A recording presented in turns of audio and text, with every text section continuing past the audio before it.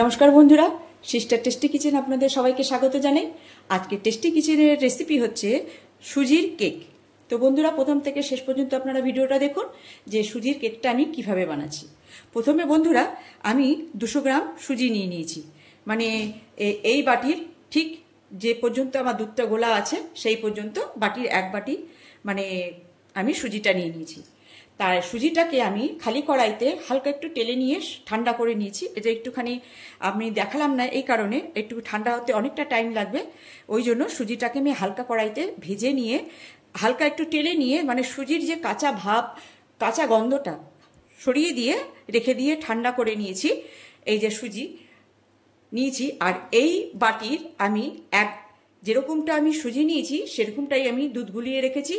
আর তার মধ্যে আমি দিয়ে দিয়েছি একটু ফুড কালার, কেন কি আজকে আমার কাছে জাফরান নেই, তো সেই জন্য আমি একটু ফুড কালার ইউজ করেছি, নাহলে সাদা সাদা ফ্যাকা ফ্যাকা টাইপ লাগবে, আর ফুড কালারটা দিলে সুন্দর একটা কালার আসবে। আর বন্ধুরা, আরেকটা কথা, যদি আপনাদের কাছে কোনো কারণে বানাতে গিয়ে মনে করুন আপনার কাছে জাফরান নেই, ফুড কালার নেই, তখন আপনি কি করবেন? হার মারবেন না বন্ধুরা।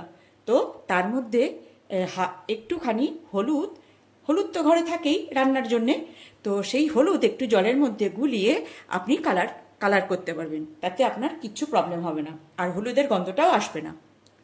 আর তার মধ্যে দিয়ে দিয়েছি এই বাটির 1/4 কাপ চিনি, এই যে চিনি দিয়ে দিয়েছি, আর হাফ চামচ দিয়েছি বেকিং সোডা, আর 1 চামচ দিয়েছি বেকিং পাউডার। এই আমার আজকে উপকরণগুলো আমি আপনাদের কাছে বললাম। এইবার এই সুজিটার সঙ্গে এই চিনিটাকে দিয়ে সুন্দর করে মিক্সিং করে নিতে হবে পাউডারটাকে। তো চলুন বন্ধুরা, এই সুজিটার সঙ্গে আমি এমনভাবে মিলিয়ে নিতে হবে যাতে কোনো গুটলি না থাকে।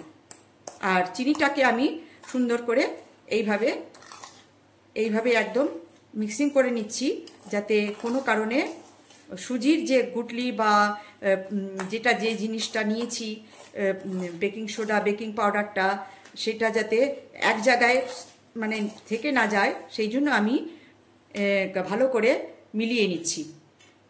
তো বন্ধুরা, এইভাবে আপনারাও এই উপকরণগুলো সুন্দর করে মিলিয়ে নেবেন। তো এইবারে এর মধ্যে দিয়ে দেবো আমি, আর এই সুজির কেকটা একদম নিরামিষ বন্ধুরা, বা এটা টিফিন কেকের জন্য আমি আপনাদের সঙ্গে শেয়ার করছি।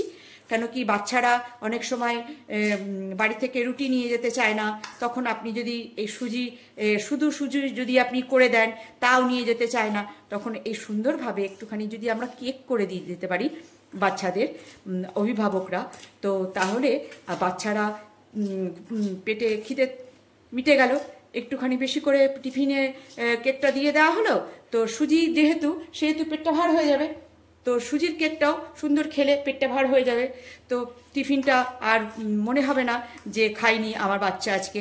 তো এইভাবে যদি আমি টিফিন কেকে আমি সুজি দিয়ে বানিয়ে দিই টিফিন কেকটা, তাহলে কত সুন্দর হবে। তো এইবারে আমি এই মিশ্রণ করা দুধটা আমি এর মধ্যে দিয়ে দেব, আর ভালো করে এটাকে মিলিয়ে ভালো করে সুন্দর করে এইভাবে আস্তে আস্তে করে প্রথমে মিলিয়ে নিতে হবে, যাতে গুটলি না পাকিয়ে যায়। তো আমি ততক্ষণ মিলাচ্ছি বন্ধুরা। যেহেতু আমি একটুখানি এটা 10 মিনিট রেস্টে রাখতে হবে, কেন কি সুজিটা একটুখানি নরম না হলে কেকটা ভালো হবে না। তো আমি এই যে গুলিয়ে নিয়ে আমি এটা 10 মিনিটের জন্য রেস্টে দিলাম। আর বন্ধুরা, আর যার মধ্যে বেক করব তার মধ্যে আমি এইটার মধ্যে দিয়ে দেবো এই ব্যাটারটা। তো এটার মধ্যে আমি বাটার দিয়ে মানে চারিদিকে মাখিয়ে রেখেছি, যেটা আমি তারপরে এটা ঢেলে দেব। তো 10 মিনিট আমার এখনো হয়নি বন্ধুরা, 10 মিনিট হয়ে গেছে। আমি সুন্দর করে এরকম করে ফেটিয়ে, যত ফেটাবে তত ফ্লাফি হবে। তো আমি এটা ফেটিয়ে নিয়েছি। এইবারে আমি আমার যাতে আমি দেব সেটাতে এবারে এটা ঢেলে দেব। দেখুন এটা ব্যাস ভরে দিলে উপচে পড়বে, ওকে ফুলতে জায়গা দিতে হবে। তো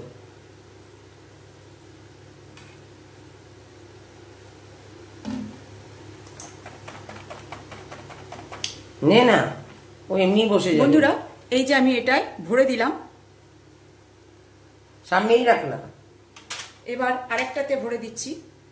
কেন কি আমার কাছে আজকে ছোট ছোট দুটো আছে, তো ছোট ছোট দুটোর মধ্যেই আমি ভরে দিচ্ছি। এতে তো বেশি হয়ে গেল। না বেশি আনি।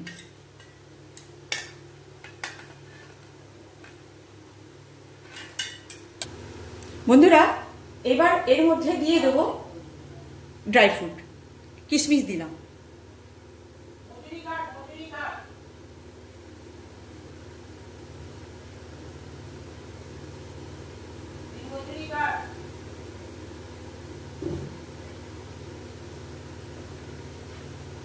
দিয়ে দিলাম কাঠবাদাম,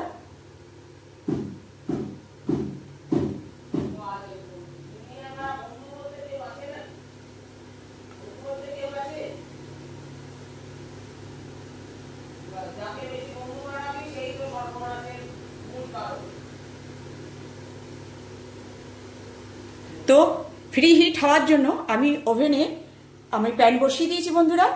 এইবারে এগুলোকে আমি এর ভেতরে ঢুকিয়ে দেবো।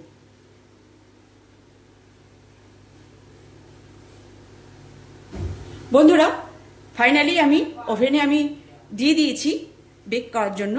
তো এইবারে প্রথমে মিডিয়াম ফ্লেতে 2 মিনিট রাখবো, তারপরে স্লো করে দেবো।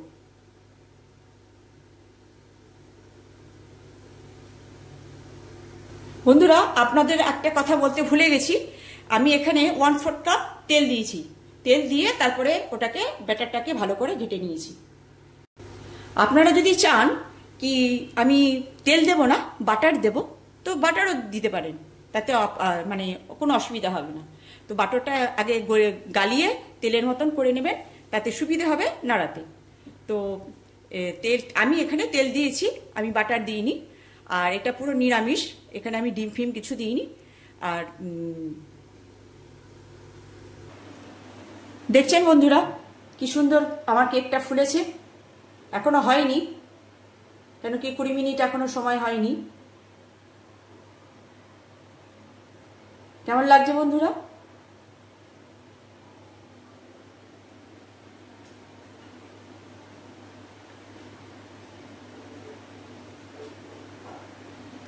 বন্ধুরা এই যে আমার কেক, এবারে আমি টেস্ট করে দেখবো বন্ধুরা যে কেকটা আমার হয়ে গেছে কিনা।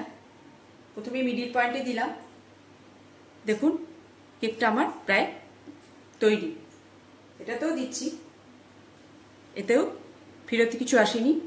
আর আশেপাশেও আমি দেখিয়ে দিচ্ছি যে একদম নিট অ্যান্ড ক্লিন। তো আমার কেক প্রায় তৈরি। এবারে আমি গ্যাস করব অফ, আর করব আপনাদের নামিয়ে নেব। তারপর ঠান্ডা হলে আমি আপনাদের আবার দেখাবো কিরকমটা হলো। বন্ধুরা এই যে আমার কেক ফাইনালি হয়ে গেছে। এই দেখুন, এই যে কোনো কিছু নেই। মিডিল পয়েন্টও দেখিয়ে দিচ্ছি, এখানেও কোনো কিছু নেই। এটা তো তাই একদম নিট অ্যান্ড ক্লিন,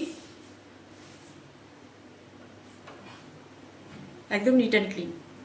তো আমার কেক তৈরি। এবার আমি গ্যাস করব অফ আর করব ঠান্ডা।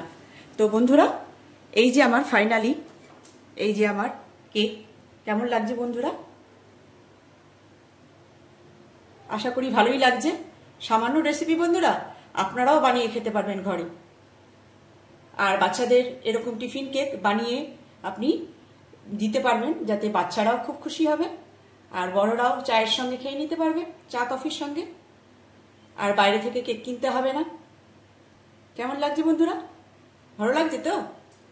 তো ভালো লাগলে একটু লাইক শেয়ার করবেন, আর পারলে সাবস্ক্রাইব করবেন। আমার নতুন নতুন যে রেসিপিগুলো আমি আপনাদের সঙ্গে শেয়ার করব, সেগুলো আপনাদের যেখান থেকেই আপনারা দেখছেন না কেন সেখানে পৌঁছে যাবে।